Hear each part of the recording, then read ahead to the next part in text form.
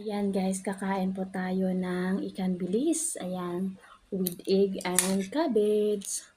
Mmm. Mmm.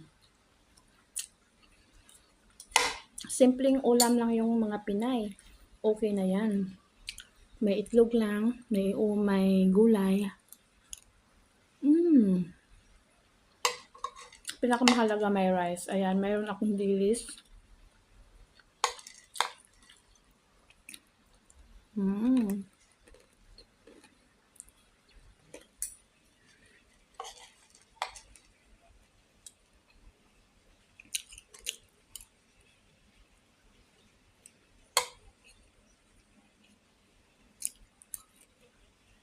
Yummy.